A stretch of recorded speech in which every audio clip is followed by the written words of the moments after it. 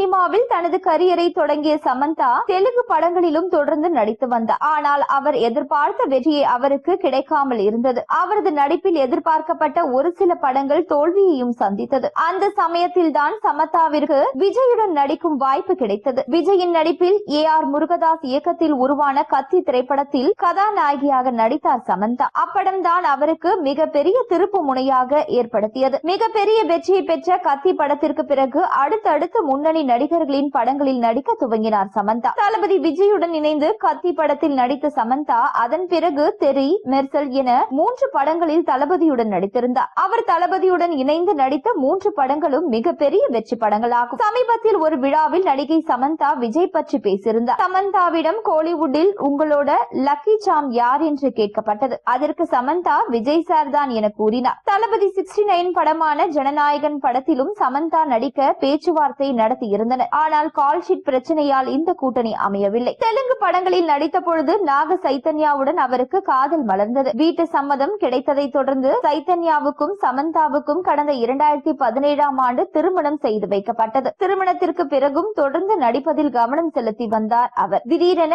2 பேருக்கும் இடையே மனஸ்தாபம் பெரியதாகி விவாகரத்தில் வந்து நின்றது. சமந்தாவுடனான பிரிவுக்கு பிறகு சிங்கிளாக இருந்த நாக சைத்தன்யா நடிகை சோபிதா துளிபாலாவை காதலித்தார். அவரது 2வது காதலும் சம்மதம் தெரிவித்த நாகார்ஜுனா உடனடியாக திருமணத்தையும் நடத்தி வைத்தார். சைத்தன்யா 2வது திருமணம் செய்து கொண்டதை அடுத்து சமந்தாவும் 2வது திருமணம் செய்து கொள்ள வேண்டும் என அவரது ரசிகர்கள் தொடர்ந்து கோரிக்கையை வைக்க ஆரம்பித்தார்கள். நிலைமை இப்படி இருக்க ஃபேமிலி மேன், சிட்டாடல் ஆகிய வெப் சீரிஸ்களை இயக்கிய இயக்குனரான ராஜ நிடிமுரு சமந்தா இப்பொழுது காதலித்து வருவதாக கூறப்படுகிறது. அவர்கள் 2 பேரும் ஜோடியாக வெளிநாடுகளுக்கு அடிக்கடி சென்று வருகிறார்கள். அப்பொழுது எடுக்கப்பட்ட புகைப்படங்களையும் சமந்தா தனது இன்ஸ்டாகிராம் பக்கத்தில் போடுவதை வழக்கமாக்கி இருந்தார். அதையெல்லாம் பார்த்த ரசிகர்களோ கண்டிப்பாக இது காதல்தான் என்று உறுதியாக பேச ஆரம்பித்திருக்கிறார்கள். சமீபத்தில் நாக சைத்தன்யா நடிகை சோபிதாவை திருமணம் செய்து கொண்டார். தற்பொழுது சமந்தாவும் 2வது திருமணம் செய்து கொள்ள முடிவெடுத்திருப்பதாக கூறப்படுகிறது. அவரது திருமண தேதி